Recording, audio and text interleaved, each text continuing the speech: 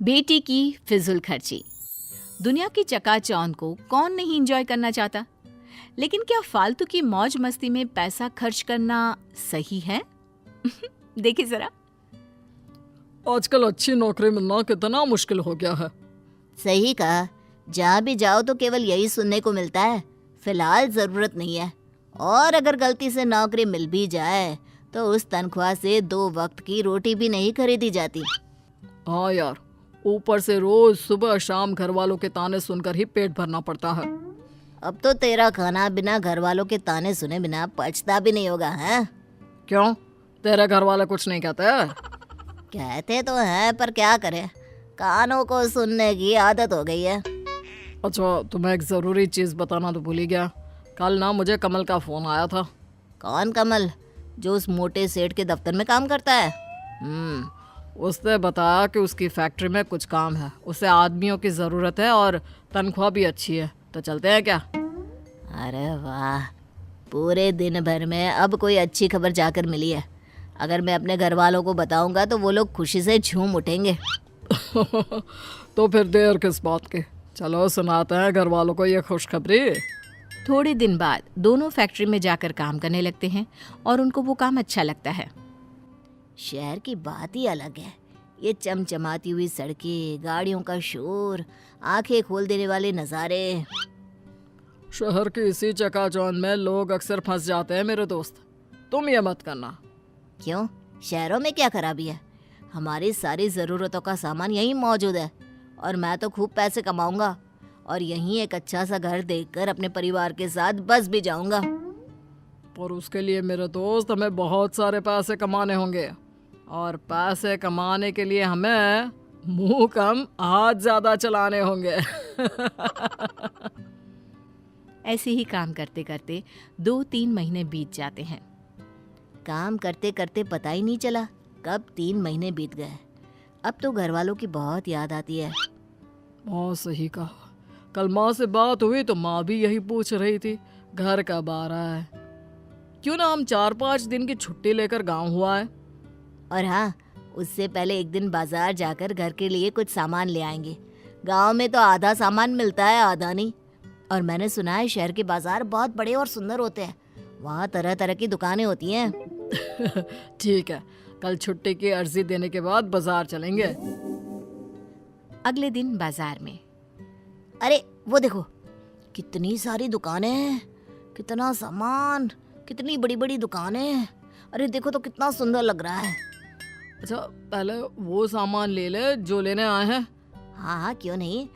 फिर उस दुकान से शुरुआत करें क्या? नहीं, मुझे लगता है उस दुकान से, वहाँ से हमें सस्ता और अच्छा मिलेगा।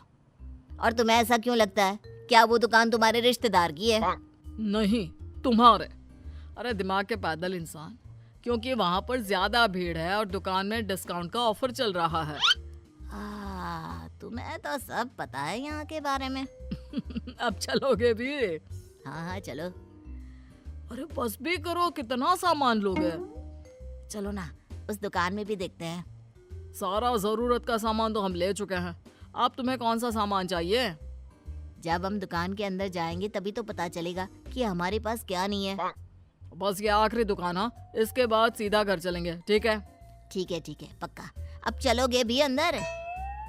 तुम्हें नहीं लगता कि तुमने आज काफी खरीदारी की है? मुझे तो और भी करनी थी, पर सोचा आज के लिए इतना काफी है। मुझे तो लगा कि तुम थोड़ी देर बाद मुझसे पैसे मांगने लगोगे। अरे वो तो मैं भूल ही गया था। मजाक कर रहा हूँ।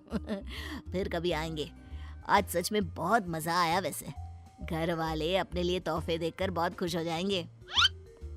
खरीदारी तो हो गई भाई, अब पेट में चूहे दौड़ रहे हैं, चलो कुछ खा लेते हैं। ठीक है, चलो वहीं खा लेते हैं। खाना कितना अच्छा था, मेरा तो पेट फुल भर गया है।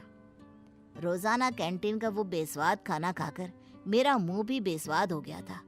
आज कुछ स्वादिष्ट खाकर दिल को सुकून मिला। रोज ऐसा खाने को मिले, आहा क्या मजा आ जाए। कैंटीन का खाना तो ठीक ही होता है, हाँ आज का खाना उससे ज्यादा स्वादिष्ट था, मानना पड़ेगा। उस दिन से सुरेश कई बार बाजार जाता खरीदारी के लिए और साथ साथ बाहर से ही खाना खाकर आता। सुरेश, तू कल शाम को कैंटीन में खाने को नहीं आया। मैंने बहुत देर तक तेरा इंतजार किया। फिर किसी ने कहा कि तू बाजार गया है। अभी कुछ दिन पहले ही तो तू बाजार गया था, कल फिर से क्यों गया? अरे कुछ दिन पहले जब मैं बाजार गया था ना, तो वहाँ एक बहुत बढ़िया जूते देखे थे, पर मैं ले नहीं पाया। और अब जब तनख्वाह आ गई तो कल ही मैंने वो जूते खरीद लिए। देख, आज मैं पहन कर भी आया हूँ। हाँ यार, ये तो बहुत महंगा लगता है। लग कैसे रहे, आजकल ना मार्केट में बहुत चल रहा है। ज्यादातर लोग यही जूते खरीद रहे हैं। लेकिन तुम्हारे पास तो जूते हैं ना, तो फिर ये नए जूते क्यों? अरे क्योंकि ये आजकल ट्रेंड में चल रहा है। छोड़ो, तुम नहीं समझोगे। लेकिन तुम अपनी सारी कमाई बेफिजुल की चीजों में खर्च कर रहे हो। बेफिजुल कहा, जूते ही तो लिए और एक आध सामान बस। कुछ दिनों बाद अरे वहाँ के छोले पूरी इतने अच्छे थे, इतने अच्छे थे, क्या बताओ सच में। क्या बता रहे हो? जरा हमें भी बताओ। कल ना मैं बाजार गया हुआ था, वहाँ मैंने छोले पूरे खाई, बहुत ज्यादा स्वादिष्ट थे। तू कल फिर बाजार गया था? तुझे नहीं लगता तू कुछ ज्यादा ही बाजार जाने लगा है और बेफिजुल की चीजों में अपनी कमाई उड़ा रहा है? अरे तू फिर से शुरू हो गया। तुझे इतनी दिक्कत क्यों हो रही है? तू तो ऐसे बोल रहा है जैसे तेरी कमाई उड़ा रहा हूँ। अरे अपनी कमाई से तो खा रहा हूँ ना। लेकिन अगर तू अपनी सारी कमाई ऐसे ही उड़ाता रहा तो अपने घर वालों को क्या भेजेगा? उसकी चिंता करने की जरूरत तुम्हें नहीं है। बड़ा आया मुझे भाषण देने वाला। उसके बाद से सुरेश राम से दूर रहने लगा। कुछ महीनों बाद दोनों अपने घर जाते हैं। अरे तुमने सविता का घर देखा?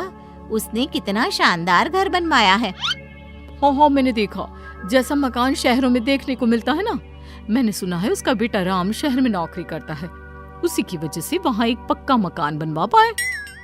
अब हर किसी की किस्मत सविता की तरह थोड़ी ना है।